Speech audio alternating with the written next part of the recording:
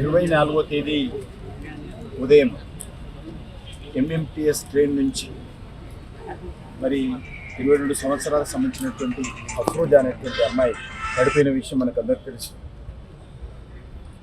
అప్పటి నుంచి కూడా అమ్మాయి ఇంకా ఐసీయూలోనే ఉంది. ఈరోజు నిన్న కొంత రికవరీ అయింది. డాక్టర్స్ కూడా 2-3 రకాల ఆపరేషన్స్ చేశారు. అమ్మాయికి సంబంధించి ఇప్పుడు స్పష్టంగా మాట్లాడగలుగుతుంది. రేపు రూమ్కి షిఫ్ట్ చేసిన తర్వాత పోలీసులు కొంత అమ్మాయి దగ్గర ఇన్ఫర్మేషన్ తీసుకొని ఈ కేసు దర్యాప్తుకు సంబంధించి మరింత ముందుకెళ్తారు. అప్పటి వరకు అమ్మాయికి సంబంధించినటువంటి మన సైబరాబాద్ కమిషనర్తో, south central railway general manager తోటి, అదేవిధంగా రైల్వేలో ఉన్నటువంటి మన స్టేట్ పోలీసు, రైల్వేలో 2 రకాల పోలీసు ఉంటుంది. రైల్వే ప్రొటెక్షన్ ఫోర్స్ ఒకటి ఉంటుంది.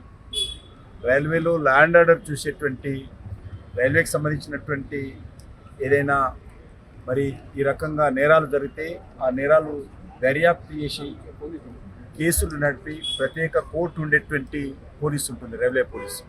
వాళ్ళకి సంబంధించి ప్రత్యేకమైనటువంటి కోర్టులు కూడా ఉంటాయి. దానికి సంబంధించినటువంటి డీజీ గారితో కూడా ఇక్కడికి వచ్చిన తర్వాత నేను మాట్లాడాను. వాళ్ళందరూ కూడా దర్యాప్తు చేస్తూ ఉన్నారు. అందరూ కూడా అమ్మాయి యొక్క స్టేట్మెంట్ తీసుకోవడం కోసం వెయిట్ చేస్తున్నారు. అమ్మాయి ఈరోజు బాగా మాట్లాడుతుంది కాబట్టి రేపు సాయంకాలము డాక్టర్స్ యొక్క సూచన మేరకు వాళ్ళు ఎప్పుడు రూమ్కి షిఫ్ట్ చేస్తే అప్పుడు రైల్వే పోలీసులు వచ్చి ఆ అమ్మాయితో మాట్లాడిన తర్వాత కేసు ఫర్దర్గా ఏ రకంగా ముందుకెళ్లాలో ఆలోచన చేస్తారు. ఇప్పటి వరకు కొంతమందిని అరెస్ట్ చేశారు. వాళ్ళంతా పోలీస్ కస్టడీలో ఉన్నారు. మరి అమ్మాయితోటి మాట్లాడిన తర్వాత నేర ధృవీకరణ జరుగుతుంది. నేరం ఏ రకంగా జరిగింది, దాని బ్యాక్గ్రౌండ్ ఏంటి, ఆ విషయాలన్నీ కూడా పోలీసులకు అమ్మాయి తోటి దర్యాప్తు స్వయంగా మాట్లాడినప్పుడే ఈ విషయాలన్నీ బయటకు వస్తాయి. కాబట్టి దానికోసము పోలీసులు వెయిట్ చేస్తూ ఉన్నారు. ఆ తర్వాత వస్తుంది. అప్పటి వరకు అమ్మాయిని అన్ని రకాలుగా మరి ఈరోజు ట్రీట్మెంట్ ఇచ్చి అమ్మాయికి సంబంధించినటువంటి మంచి చెడ చూసుకోవడం జరిగింది. వెంటనే మా మహిళా మోర్చా అధ్యక్షురాలు ఈ విషయంలో తెలిసిన వెంటనే గాంధీ హాస్పిటల్కి వెళ్ళి అక్కడ నుంచి ఇక్కడ షిఫ్ట్ చేసి మరి ట్రీట్మెంట్ ఇవ్వడం జరుగుతూ ఉంది. కాబట్టి దీనికి సంబంధించి చివరి వరకు కూడా అమ్మాయికి అండగా ఉండేటువంటి బాధ్యత మరి మహిళా మోర్చా తీసుకున్నది. ఎందుకంటే అమ్మాయి ఒరిజినల్గా ఆంధ్రప్రదేశ్ అనంతపురం జిల్లా ఉరవకొండకు సంబంధించినటువంటి వాళ్ళు. ఇక్కడ నుంచి ఉరవకొండకు వెళ్ళిపోతామని చెప్పి వాళ్ళ తల్లిదండ్రులు, వాళ్ళ అమ్మ, నాన్న, బ్రదర్ కూడా కలిశారు. వాళ్ళతో కూడా మాట్లాడాను.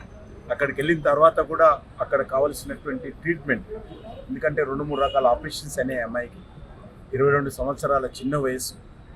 మరి ఆ తర్వాత కూడా అక్కడ ఉండేటువంటి స్థానిక ఎమ్మెల్యే, ఆంధ్రప్రదేశ్ ఆర్థిక శాఖ మంత్రి పయ్యాలో కేశవ్ గారు కూడా నాకు బాగా తెలుసు. కాబట్టి కేశవ్ గారితో, ఆంధ్రప్రదేశ్ వైద్య శాఖ మంత్రి అయినటువంటి సత్య యాదవ్ గారితో కూడా మాట్లాడి అక్కడ కూడా అన్ని రకాలుగా ఒకవేళ ఇక్కడ నుంచి డిశ్చార్జ్ అయ్యి సొంత ఊరికి తీసుకెళ్తామని చెప్పి వాళ్ళ యొక్క తల్లిదండ్రులు చెప్తున్నారు. కాబట్టి అక్కడ వెళ్ళిన తర్వాత కూడా మానిటరింగ్ చేసి అమ్మాయికి అన్ని రకాలుగా సహకారం అందించేటువంటి ప్రయత్నం చేస్తాం.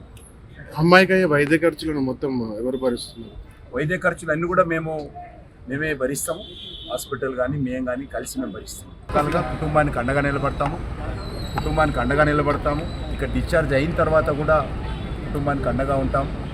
ఆ తర్వాత అక్కడికి వెళ్ళిన తర్వాత కూడా ఇంకేది అవసరం ఉన్నా అమ్మాయికి ఉద్యోగం ఇతరత్ర కూడా అన్ని రకాలుగా సహకారం అందిస్తాం. ప్రపంచంలో ఏ మూల ఏ క్షణం ఏం జరుగుతుందో వేగంగా తెలుసుకోవడానికి తొలి వెలుగు వాట్సాప్ ఛానల్ని ఫాలో చేయండి.